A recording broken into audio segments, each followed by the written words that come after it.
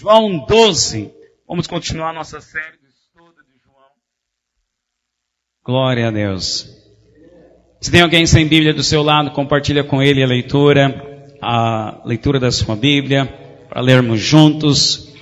João 12, vamos ler do verso 1 ao 8. O capítulo 12, ele é extenso, tem 50 versículos, e nós vamos dividir esse capítulo 12 em duas partes. Então hoje vamos compartilhar a parte 1, e em seguida a parte 2, domingo que vem. E o tema dessa mensagem, só para você entender na leitura, a fé em Cristo e suas consequências, parte 1. Então nós, no capítulo 12, nós vamos ver a fé em Cristo. Quem tem fé em Cristo, quais são as consequências de você ter a sua fé em Cristo, o ungido de Deus, o Filho de Deus? Então tem consequências boas, você pode ter certeza disso. Amém? Quantos têm fé em Cristo aqui? Então você vai aprender hoje, a parte 1 dessa mensagem, quais são as consequências de você ter a sua fé em Cristo. E domingo que vem, na parte 2. Então acompanha comigo a leitura, João capítulo 12, verso 1. 7 dias antes da Páscoa, foi Jesus para Betânia, onde estava Lázaro, a quem ele ressuscitara dentre os mortos. Deram-lhe, pois, ali uma ceia. Marta servia, sendo Lázaro um dos que estavam com ele à mesa. Então, Maria, tomando uma libra de bálsamo, de nardo puro, muito precioso, ungiu os pés de Jesus e o enxugou com seus cabelos. E encheu-se toda a casa com perfume do bálsamo. Mas Judas Iscariotes, um dos seus discípulos, o que estava para traí-lo, disse: por que não se vendeu este perfume por 300 denários e não se deu aos pobres? Isto disse ele, não porque tivesse cuidado dos pobres, mas porque era ladrão, e tendo a bolsa, tirava o que nela se lançava. Jesus, entretanto, disse, deixai-a, que ela guarde isto para o dia em que me embalsamarem, porque os pobres sempre os tende convosco, mas a mim nem sempre me tendes. Diga amém.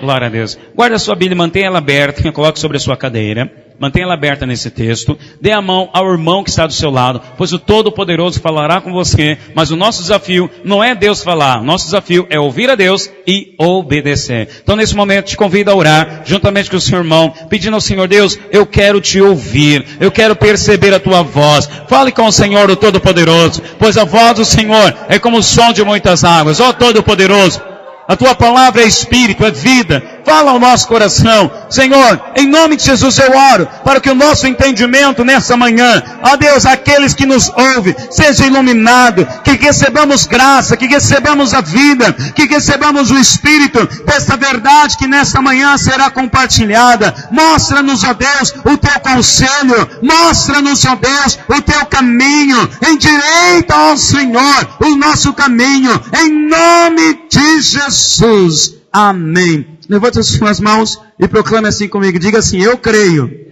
em Deus Pai, Todo-Poderoso, Criador dos céus e da terra. Creio em Jesus Cristo, o ungido de Deus, o Filho de Deus, como meu Senhor e meu Salvador.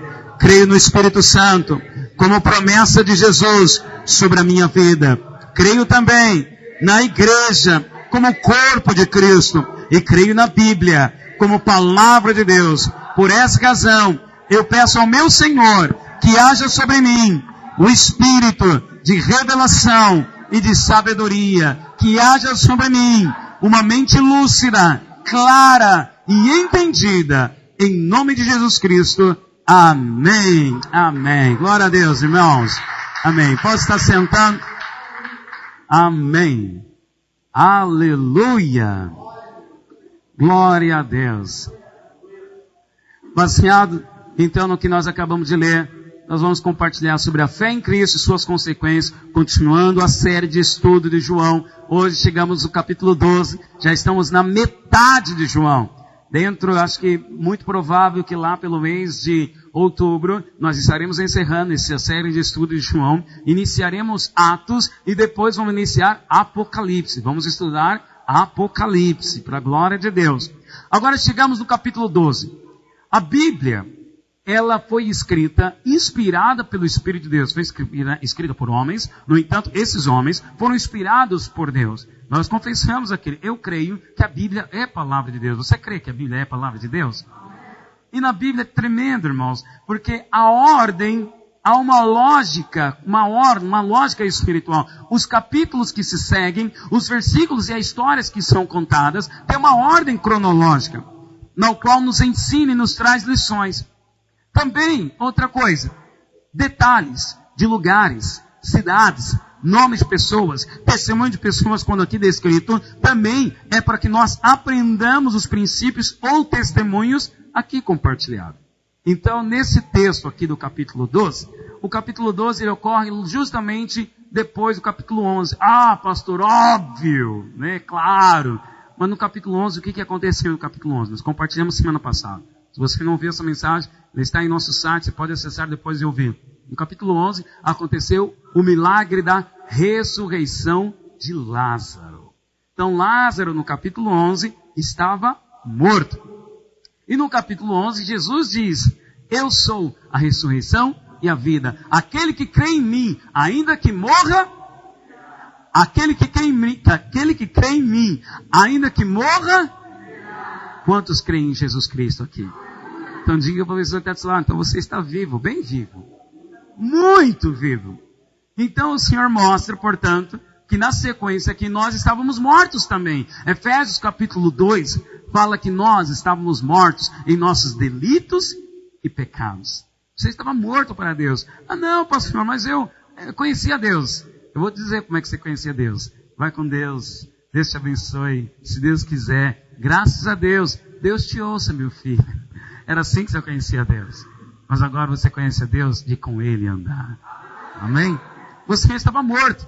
Então, o morto, ele não escolhe a Deus. Foi Deus quem escolheu você. Jesus escolheu porque Ele amava Lázaro. Jesus foi até Lázaro e ressuscitou. Então assim foi na sua vida também. Deus foi até você, onde você estava, lá no tremendal de lama do pecado. Puxou você pelas mãos e te deu vida. Então, portanto, nós estávamos mortos também.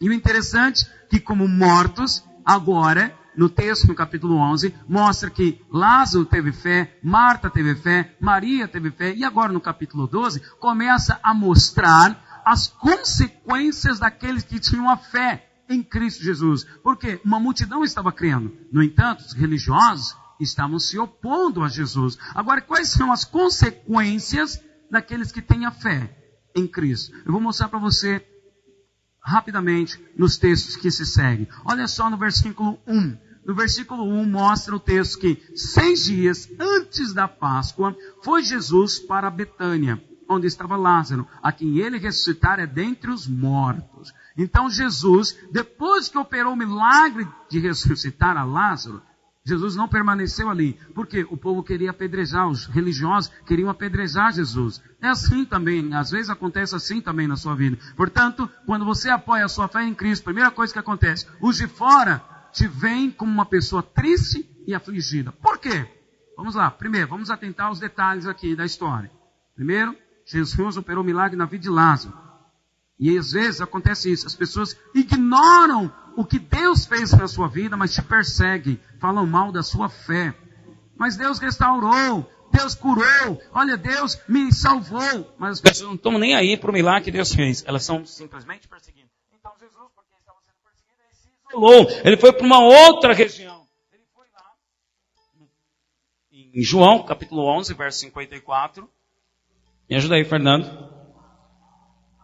João 11, 54, mostra o texto em João 11, 54, fala, de sorte que Jesus já não andava publicamente entre os judeus, mas retirou-se para uma região vizinha ao deserto, para uma cidade chamada Efraim, e ali permaneceu com seus discípulos. Então o que aconteceu com Jesus quando ele percebeu que estava sendo perseguido?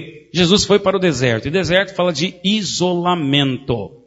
O que acontece quando você apoia a sua fé em Cristo, quando Deus começa a agir na sua vida? Aparentemente, parece que você fica sozinho agora. Todos te deixaram. Então, olha só, Como acontecem as consequências da sua fé em Cristo? Então aqueles amigos te abandonam. E parece que você está sozinho. Não bastando isso, Jesus então estava no deserto, estava isolado, por um momento apenas. Por um momento. Logo quando acontece a sua conversão, quando acontece a sua fé em Cristo, as pessoas te deixam aparentemente. Eu me lembro muito bem, quando eu tive a minha experiência com Cristo, quando eu tive meu encontro com Cristo, os meus amigos começaram a tirar sarro de mim, começaram a zombar e começaram a me evitar. Porque dizendo, o Márcio agora virou crente, o Márcio agora é o Bíblia, né? E começaram a me evitar. Então aparentemente pareceu que eu estava sozinho. Apenas aparente. Jesus, por um momento, se retirou para o deserto, mas depois ele veio para uma cidade chamada Betânia. E aqui é o detalhe do lugar, porque a palavra Betânia tem um significado. E sabe o que significa a palavra Betânia? A palavra Betânia significa casa de aflição, casa de miséria. Então, quando você tem a sua fé em Cristo, as pessoas de fora, aqueles que ainda não tiveram encontro com Cristo, te veem, primeiro te deixam, te isolam, e depois te enxergam como uma pessoa triste e afligida. É assim que as pessoas pensam, nossa, coitadinho dele, né? Porque as pessoas pensam que nós estamos reprimindo os nossos desejos. Nossa, coitadinho dele, olha, ele não pode fumar, não pode beber, olha, ele não pode ir para o carnaval, olha, ele não pode ir lá para a festa, olha, ele não pode ir lá para o fluxo, ai, coitadinho. As pessoas pensam que nós estamos tristes porque nós estamos reprimindo o desejo. As pessoas pensam que nós estamos desejosos por querer ir lá para a festa, por querer cair no banquete do pecado, e acham que nós somos tristes por isso. Nossa, tadinho dele, ele está jejuando, está passando fome, coitado. Nossa, tadinho dele, ele está indo para a igreja. Acho que então, quando uma pessoa vai para a igreja é porque está triste, está afligida, está na miséria. É assim que as pessoas nos veem. Mas é interessante que Jesus foi para Betânia, e lá em Betânia, o que diz o texto? Deram-lhe, pois ali, uma ceia. Ceia, a refeição mais importante para o judeu, era a ceia. Onde não era apenas uma refeição qualquer, era um tremendo de um banquete. Então, enquanto as pessoas estão achando que você está triste, está afligido, está na pior e por isso você está buscando a Deus, pelo contrário, o Senhor, quando junta o seu povo, Ele celebra uma festa, Ele prepara um banquete para você.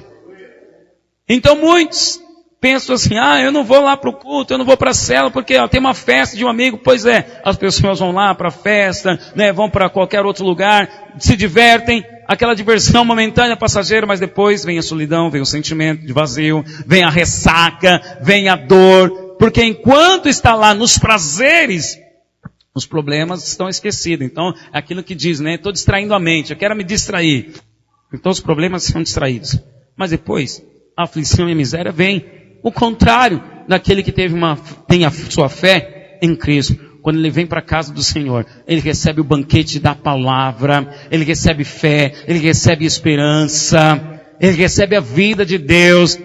E é interessante que alguns pensam até que também que vir para a igreja tem que vir e ficar com uma aparência triste.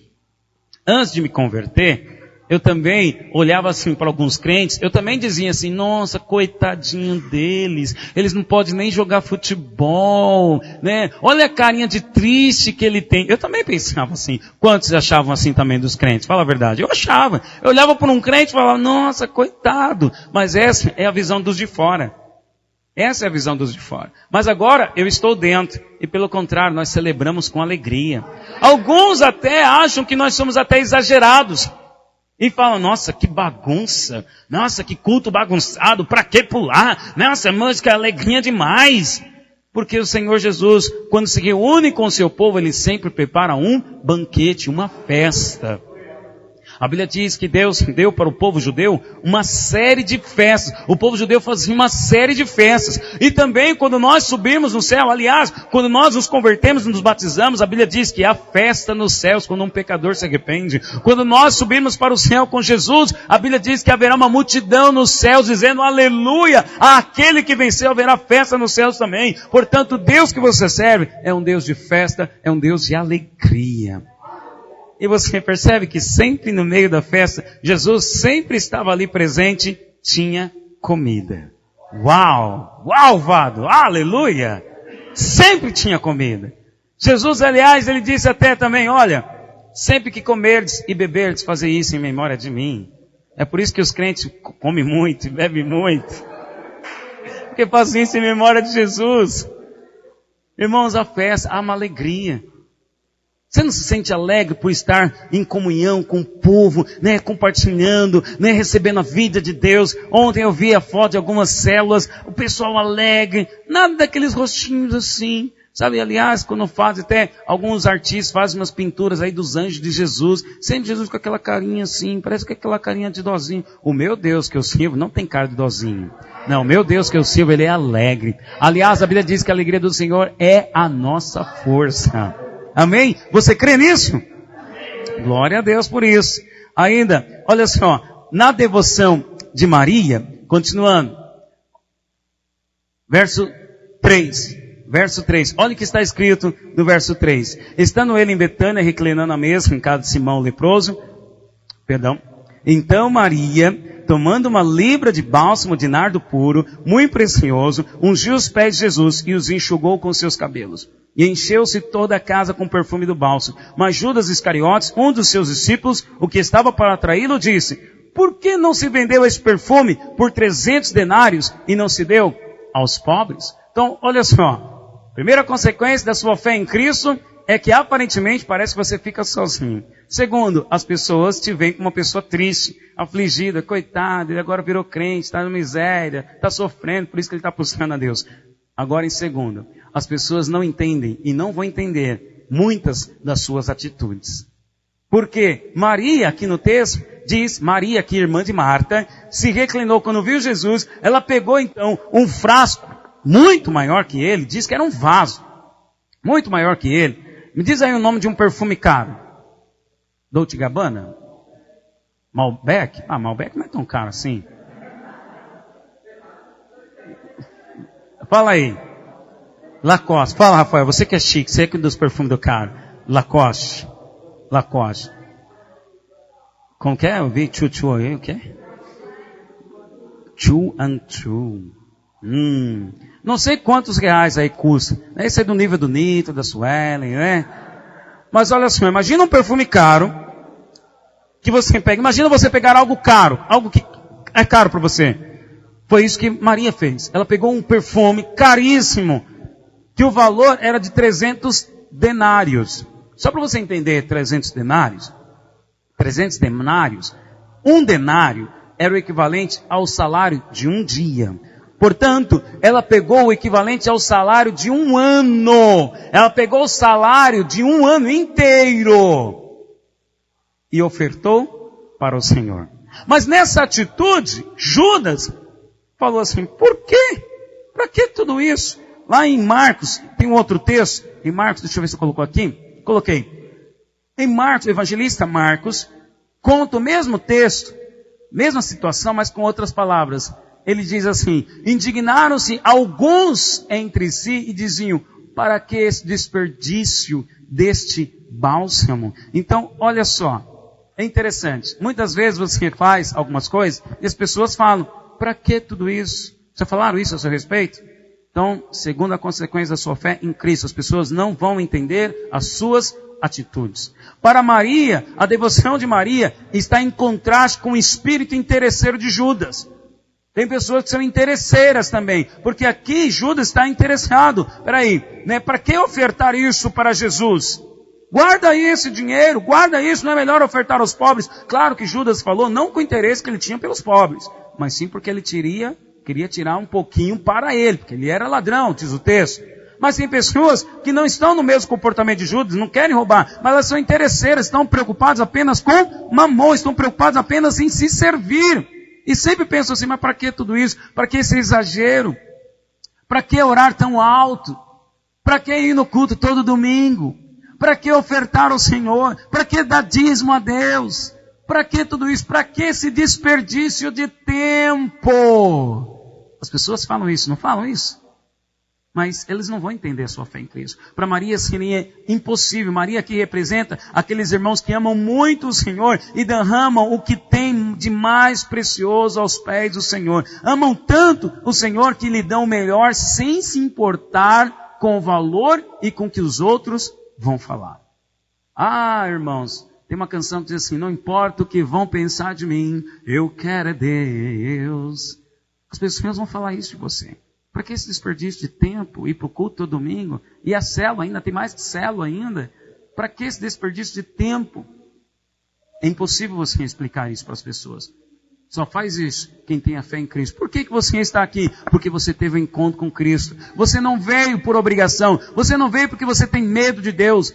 Você não veio porque você tem medo de perder a sua salvação. Você veio porque você ama ao Senhor. Por que Maria fez isso?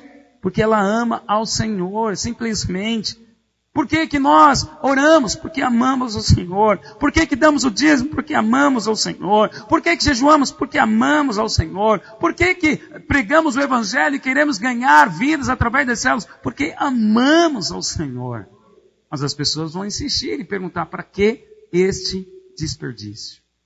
É tremendo isso, porque ao contraste, as pessoas falam assim: lá fora a pessoa talvez era dançarino, né? Ou então ele fazia parte da torcida uniformizada do seu time e gritava e se extravasava. Agora ela se converte ou vem para a igreja comedida, silenciosa. Amém, por isso respeito a sua atitude. No entanto, Maria mostra aqui que quem ama, ele vai extravasar. Ele é espontâneo, irmãos. As pessoas vão dizer isso para você. Se não é que já não tem falado para você. Para que tudo isso? Para que isso? As pessoas vão dizer: mas é impossível. Não adianta você tentar explicar a sua fé para aquele que não teve encontro com Cristo, que as pessoas não vão entender. Não adianta você tentar explicar por que você dá o dízimo, que as pessoas não vão entender. Não adianta você tentar explicar por que você faz célula, que as pessoas não vão entender. Não adianta você tentar explicar por que você jejua, porque as pessoas não vão entender. Aqueles que não têm Cristo não entendem. Aqueles que não têm Cristo entendem apenas como desperdício. Aliás, é interessante aqui no texto, porque isso é os que pensam de fora, mas aqui o pensamento não é dos de fora, é de Judas, que fazia parte do grupo da célula de Jesus. Então a crítica está vindo de dentro. E o texto em Marcos diz: indignaram-se alguns. Quer dizer, alguns ficaram indignados. Então não foi somente Judas. O texto mostra que Judas se manifestou. Judas foi o único que falou. Mas outros ficaram: para que tudo isso? Se indignaram também. Às vezes isso acontece. Acontece lá na sua célula, acontece aqui no culto. Né? Aquele adorador extravagante está cantando com todas as suas forças, falando. Aí tem pessoas. Teve uma ocasião que uma certa vez um irmão veio, né, cantando, dobrou o joelho, começou a chorar. Aí o outro do lado começou: nossa, coitado, deve estar sofrendo. Está chorando. Irmão, não adianta você explicar, porque quem tem a fé em Cristo, ele vai ser espontâneo. E não adianta você explicar a sua fé para os de fora. Agora nós podemos aprender também, através dessa atitude de Maria, que Maria teve uma atitude de adoradora. João 4:24 diz que Deus se importa com que aqueles que o adorem em espírito e verdade. O que é adorar em espírito e em verdade? Porque o texto aqui em João 12:3 diz que Maria, tomando uma libra de bálsamo caríssimo, muito precioso, ungiu os pés de Jesus. Ungir aqui, a atitude de Maria, ungir os pés de Jesus, é a consequência justamente de ela oferecer uma adoração. E a Bíblia diz que quando nós adoramos, não é quando nós cantamos, quando nós adoramos a Deus, essa adoração sobe como um aroma diante de Deus. Chega até Deus como um aroma, como um perfume suave. Portanto, eu quero te ensinar, olha só, consequências da sua fé em Cristo. Primeiro, as pessoas te isolam. Parece que você está sozinho. Só parece. Só parece. Nesse isolamento, as pessoas vão te ver que você está sofrendo, está afligido. Aí depois, não vão entender as suas atitudes agora. Não estão entendendo nada. Sua família não está entendendo. Como que você vai deixar o almoço da família, não vai participar da festa da família para ir para o culto? Como assim? As pessoas não vão entender. Não vão entender suas atitudes. Roberto, como o Roberto está deixando de pagar aqui as suas contas para lá levar o dinheiro lá para a igreja? As pessoas não vão entender. Agora, como outra consequência da sua fé em Cristo, todo aquele que tem a fé em Cristo, ele se torna um adorador. Sabe o que é um adorador? Para você entender melhor, é aquele namorado apaixonado. Sabe aquele namorado apaixonado? Quantos aqui, né, estiveram ou estão apaixonados pela sua esposa? Mas lembra quando você fazia extravagâncias? Mandava aquela carta quilométrica, todo dia, né? Na época não tinha WhatsApp, né? Então era telefone. Aquelas loucuras de amor, isso aí é uma expressão de adoração. Então Maria, nós podemos aprender como ser verdadeiros adoradores. Olha só, primeiro, o adorador, ele é humilde. O adorador, ele é humilde. Ele não se importa com a sua posição. O texto mostra que Maria adorou. E a palavra aqui no texto de João, no grego original, significa beijar as mãos ou os pés. Ou seja, para beijar as mãos e os pés, Maria teria que se curvar. O adorador, ele se curva. Por essa razão que nós temos uma atitude de, por vezes, adorar ajoelhados. Lembro, repito, não estou falando cantar. Porque cantar, todo mundo pode cantar. Mas adorar, somente aqueles que tiveram a sua experiência com Cristo. E nessa experiência, ele é humilde. Ele não importa com a sua posição. Ele não se importa com quem é. Não importa no lugar que está. Ele é humilde. E a humildade aqui é de se dobrar diante do Senhor. Ele se curva. Ele reconhece a presença de Deus. Ele não se importa com os outros, com quem está ao seu lado. Ele reconhece, Deus está aqui e Ele é maior. Também podemos aprender que na atitude da adoração de Maria, além de ser uma atitude humilde, o adorador ser humilde, na adoração também nós damos o melhor. Maria se dobrou. E ao se dobrar, Maria enxugou os pés de Jesus. Com o que mesmo, irmãos? Você leu comigo no texto? Com os cabelos. Uau! A Bíblia mesmo fala que o cabelo é a glória da mulher. Quantos são casados aqui? Você sabe quanto custa o salão de beleza para sua esposa? É a glória, imagina! A chapinha, o progressiva, todo o investimento que você faz, porque a mulher cuida do seu cabelo. Aliás, uma mulher bonita, ela se cuida. Uma mulher de Deus, ela se cuida. E tem que se cuidar.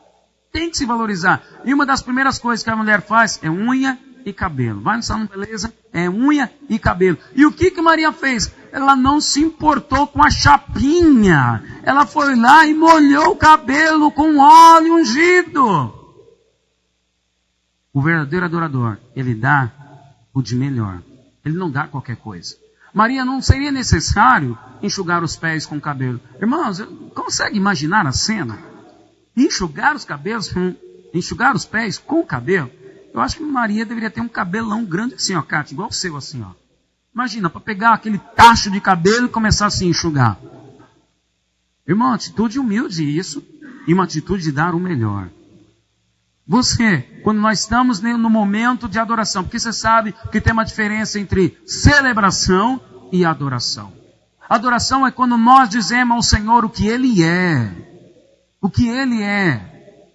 O quanto Ele representa para mim, o quanto Ele é importante para mim. Senhor, Tu és santo. Senhor, Tu és a porção da minha herança, Tu és o ar que eu respiro. Tu és tudo o que eu preciso. Então as canções nos levam a cantar, a falar isso. Cantar. Mas agora, quando você canta, você dá o seu melhor. Eu quero dizer para você, irmão, é importante você dar o seu melhor. Agora é o contraste, muitas vezes, que tem pessoas que quando estão nesse momento da adoração, elas estão assim, cantando lá, existe um rio, Senhor, que flui do seu grande amor. Águas que correm do trono. E parou o slide. Águas que... Irmão, você dá o seu melhor? Você dá o seu melhor? O que é dar o melhor? Não estou falando de perfeição. Dar o melhor não é perfeição. Não confunda dar o melhor com perfeição. Dar o melhor é você dar o que você pode dar de melhor. Cantar com todas as suas forças é dar o melhor. Se para você cantar com todas as suas forças é dar o melhor, então cante com todas as suas forças. Se para você dar o melhor é se ajoelhar, se ajoelhe. Porque o adorador, ele é humilde, irmão. Ele é humilde. Ele é humilde. O adorador, portanto, era como Maria, não está preocupada com o que os outros vão pensar, dizer. Ele está preocupado apenas em agradar ao Senhor. Quando você vier aos cultos, quando você estiver na sua célula, não se importe se a letra travou, se erraram a nota, se não cantaram. Irmão, se importe em você tocar os pés do Senhor Jesus. Maria que mostra, Maria estava mais preocupada era em tocar os pés de Jesus. Quando você vem aqui, está preocupado apenas em ver o tempo passar, ou você está preocupado em tocar o Senhor e ser tocado por Ele? Maria estava preocupada em tocar o Senhor e ser tocado por Ele. Irmão, existe grande diferença entre cantar e adorar. Maria aqui está deixando um exemplo de adoração. É as consequências da sua fé. Aquele que tem a fé em Cristo, ele adora. Ele não apenas canta. Outra consequência também aqui do adorador que podemos aprender com Maria. O adorador, ele é espontâneo.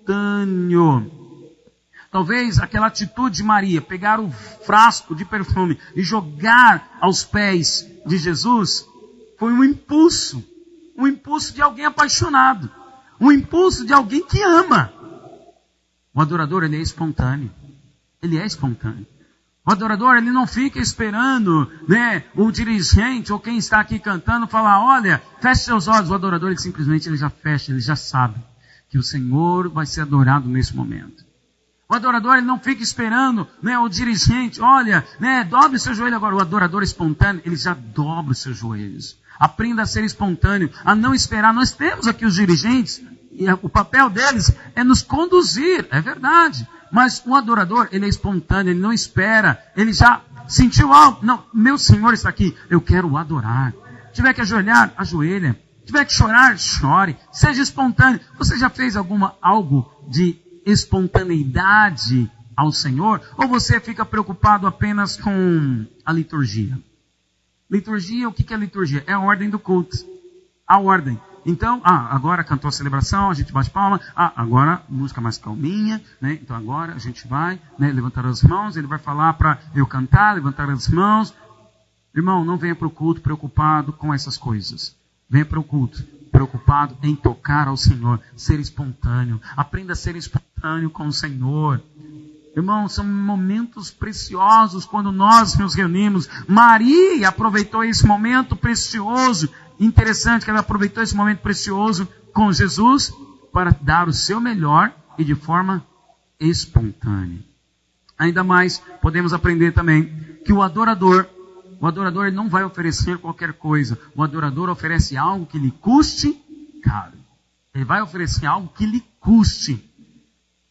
Às vezes, tem pessoas que custa para ela cantar, soltar a voz.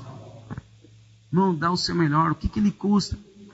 Maria simplesmente deu o seu perfume, que, como eu disse no início aqui, valia, 300 denários. Que era o equivalente ao salário de um ano inteiro. Ela acumulou, pegou, talvez ela estava poupando ali, guardando aquele perfume, mas ela deu. Portanto, a verdadeira adoração consiste em oferecer algo realmente precioso para Deus. E isto diz respeito às nossas vidas, nosso dinheiro, nossos bens, nosso instrumento, nossa adoração, nossa voz, nosso tempo, nossa energia. É algo que lhe custe. É algo que lhe custe. Às vezes acontece, irmãos, de você ir para um cinema, ou ir para um estádio de futebol e ficar num jogo de futebol, você fica ali 2 horas em pé. E num culto você não aguenta ficar 30 minutos. Ofereça algo que custe ao Senhor. Ofereça a sua adoração ao Senhor. Ofereça o seu melhor. E as pessoas não vão entender. Por que você está oferecendo isso? Eu me lembro quando em Mauá, a nossa igreja em Mauá, o pastor Silvio teve uma visão e falou, olha, nós vamos sair desse prédio onde estávamos, um prédio alugado, e vamos comprar uma área de 20 mil metros quadrados. E para isso, nós precisamos fazer um voto entre nós, irmãos, para comprarmos essa área. E os primeiros foram os pastores. Na época eu não era pastor ainda, na época. E os pastores deram suas casas, deram seus carros. E eu comecei a falar com o Senhor, Deus, qual é a minha parte? Eu tinha um carro. Estava fazendo minha faculdade e tinha um carro, uma Paraty, ano 92. E isso foi no ano de 2003 que isso aconteceu. E eu tinha uma Paraty ano 92. Jovem, solteiro, com a faculdade, meu bem mais precioso que eu tinha, um carro. O que eu fiz? Não pensei duas vezes. Senhor, eu ofereço para o Senhor o que eu tenho de melhor. Aí eu estava trabalhando numa empresa. Aí as pessoas viram que estava com um adesivo de vende-se no meu carro. Aí alguns vinham falar assim para mim, Márcio, você está vendendo o carro? Você vai trocar? Eu falei, não, eu vou vender para ajudar na compra da casa do meu pai. Aí alguns olharam assim e falei, nossa, como eu gostaria de ter um filho assim. Claro que eu não estava falando do meu pai, o Raimundo, eu estava falando do meu pai espiritual. Mas também não ia adiantar eu falar que, olha, eu estou vendendo que eu vou dar o dinheiro para a igreja. Porque quem não tem a sua fé em Cristo, não entende as atitudes que você faz. Você já fez algo que lhe custe? Quantos aqui já fizeram algo que custe para o Senhor? Não entenda como somente dinheiro, como somente um bem. Mas eu digo tempo. Eu digo algo de energia, o seu tempo. Por exemplo, ir ao monte é oferecer algo que custe. Você está oferecendo ao Senhor, ao invés de você ir para a cama dormir, você está oferecendo o seu sono e indo para o monte orar. Buscar ao Senhor. Isso também é adoração. É uma forma de adoração. Podemos também aprender na atitude de Maria, que o adorador, ele é quebrantado. Porque o texto diz que Maria, pegando o vaso, quebrou o vaso. Adoração é fruto de quebrantamento. Quebrantamento do quê, pastor? Quebrantamento da nossa alma. Porque a nossa alma, irmãos, que é a nossa emoção, a Bíblia diz que o seu espírito está pronto, mas a sua alma, que é a sua carne, ela é fraca. A nossa alma é como a cebola. Quando a dona de casa vai descascar a cebola, tem que tirar várias cascas, várias pelinhas da cebola, não é? Até chegar na cebola. Assim é a sua alma também. Tem muitas coisas que ainda dentro das suas emoções, dentro de você, que precisam ser transformadas. Ainda essa semana eu ouvi uma pessoa dizendo assim, eu me conheço, a primeira impressão que eu deixo não é legal para as pessoas, eu sou meio antipático com as pessoas quando eu conheço, eu me conheço, eu vou continuar sempre assim. Eu falei, não, você não vai continuar sempre assim, você vai crescer. E à medida que você vai crescendo, a sua alma vai se quebrando. O que é quebrar a alma? É simplesmente você concordar. Eu concordo que eu sou antipático. Eu concordo que eu sou nervoso e preciso melhorar. Eu concordo que eu sou irado e vou buscar ajuda ao meu Senhor. Eu concordo que eu sou obstinado, teimoso. Então eu vou mudar, eu decido mudar. Eu concordo que eu sou desorganizado. Então eu agora vou organizar melhor a minha vida. O quebrantado é esse. É aquele que tem consciência de si, se dobra diante do Senhor, pede ajuda e deixa o Senhor o conduzir naquela atitude. O contrário de muitos dizem assim, Senhor, quebranta o meu coração. O Senhor não vai quebrantar o seu coração. É você que quebra o vaso. Não foi Jesus que quebrou o vaso da mulher. Foi a mulher que quebrou o vaso. Não é Jesus que vai quebrar a sua alma. É você que tem que permitir isso. Simplesmente concordando, se dobrando, deixando aquela obstinação de lado, deixando às vezes aquela teimosia, deixando de lado aquela frase, eu sou assim, não, porque eu aprendi assim. Irmão, deixa isso de lado. Pessoas que agem assim, são obstinadas, estão ainda com a sua alma sem quebrar. Mas quando quebra a alma, é interessante, a pessoa que era irada, que era azedo como um limão, ela vai se tornando cada vez mais doce. E as pessoas querem estar perto, próximo a ela, querem estar junto com ela, querem ficar com ela. Irmão, hoje eu já estou um pouquinho mais doce, mas eu já fui um limão também. Quantos reconhecem aqui que um dia já foram limão, já foram azedo? Irmão, mas todos podem se permitir ser transformado pelo Senhor. O adorador é esse, que ele se quebranta. Quebrantamento não é chorar. Eu já vi muita gente também chorando. Porque concorda, reconhece que está errado, mas não muda uma vírgula. Se ele mudasse a medida das gotas de lágrimas que ele derramasse, estaria bom. Mas não muda nada. Só chora. O fulano reconhece que está errado. O fulano até concorda. Quando o pastor ou líder o confronta, quando é apontado para ele o erro, ele chora. Aí você fica assim, até com pena. Rapaz, nossa. Você fica todo constrangido, desmontado, né? Porque a pessoa está chorando na sua frente. Enxugou as lágrimas, ele continuou do mesmo jeito. O quebrantamento não é chorar. Porque tem pessoas que pensam aqui, o sujeito aqui está cantando, está chorando, né, está adorando aqui, o Senhor está chorando. Olha como ele é quebrantado, olha como ele é humilde. Vai com calma, não seja apressado. Porque o quebrantamento não é lágrimas. Quebrantamento fala do seu interior, da transformação da sua alma. Fala de você, eu era teimoso e agora eu decido aceitar as opiniões. Agora eu decido aceitar o que a Bíblia diz. Agora eu decido permitir a palavra de Deus me transformar. Esse é o quebrantado. Quantas vezes as pessoas já não chegaram para você e disseram, olha, você tem que mudar isso, você tem que mudar aquilo. Você insiste. Você insiste, não, é coisa da sua cabeça. Irmão, quando dizem isso, é coisa da sua cabeça. É obstinado, é teimoso, ainda não está quebrantado. E você não sabia, mas quando você permite, lá mesmo, estamos falando de adoração, não estamos falando de cantar música. Quando você quebranta a sua alma, você está adorando ao Senhor. E o quebrantado é este, que se dobra diante do Senhor. Também, como um adorador, podemos aprender que o adorador, ele enche o ambiente do perfume de Cristo. Maria, quando quebrou o vaso, diz o texto que a casa inteira se encheu do perfume que estava contido naquele frasco. O adorador, o verdadeiro adorador, quando ele adora, ele exala uma fragrância, que é a fragrância da glória de Cristo. Todos percebem.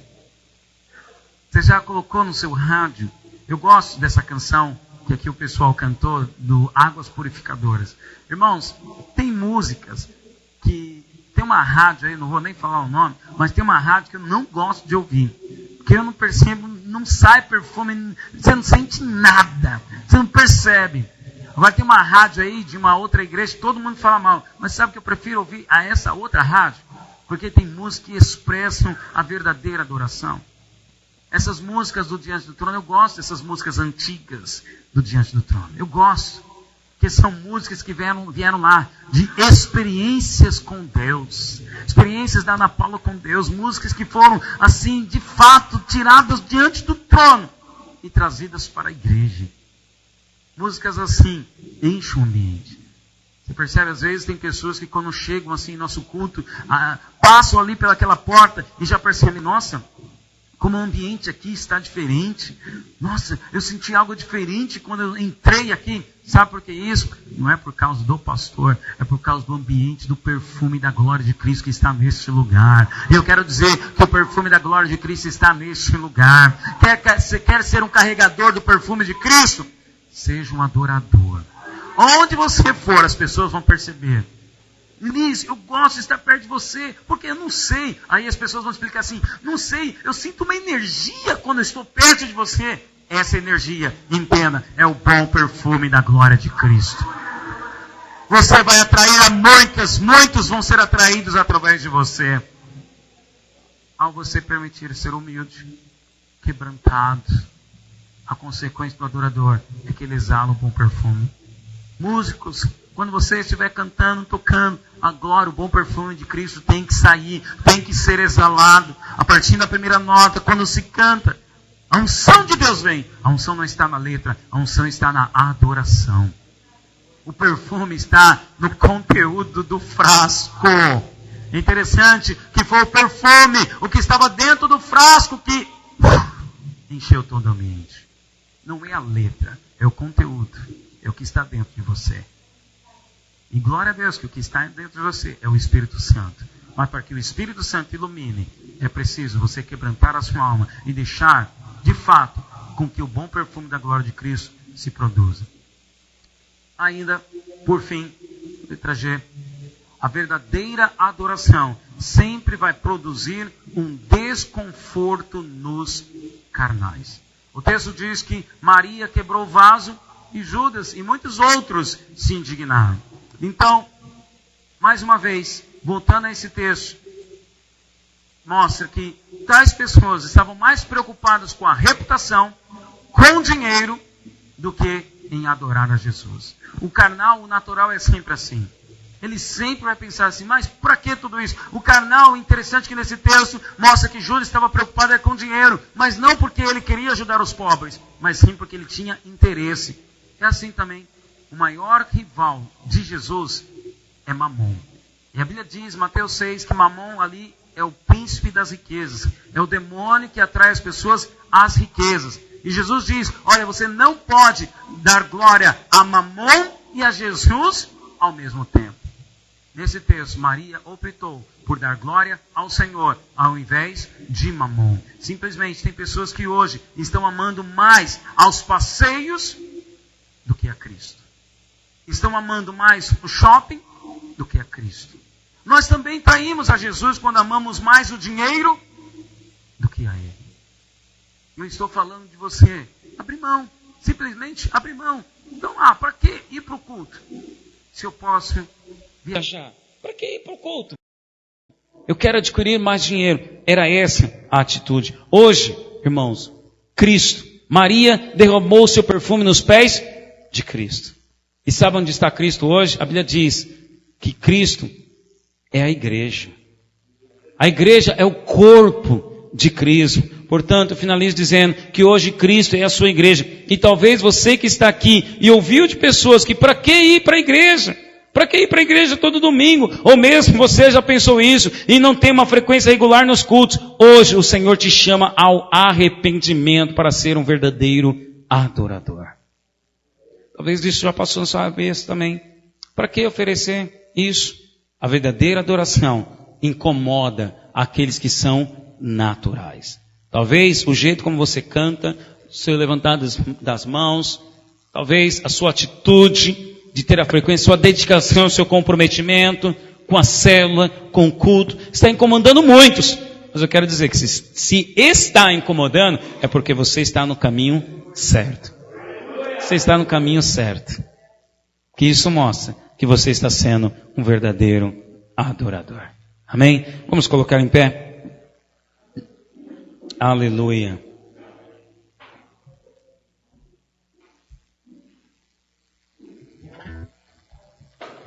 Nós vamos cantar uma canção ministrando ao Senhor. E você terá a oportunidade de expressar ao Senhor agora a sua adoração. Pois aqueles que têm a sua fé em Cristo, como consequência, por um momento serão isolados. Você será abandonado pelos seus amigos.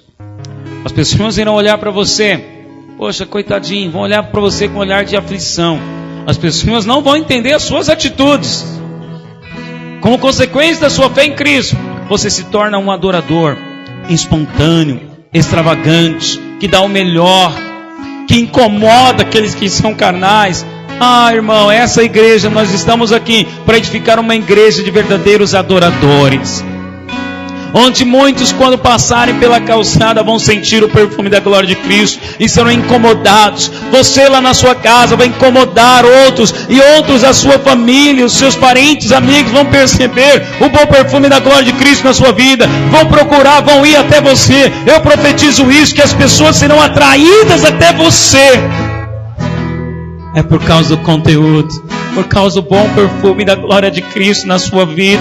A sua célula vai crescer, vai se multiplicar em virtude desse bom perfume que vai encher a casa onde você se reunir. Aleluia. Cantemos ao Senhor. Com seu olhar me atrair. Eu nunca vi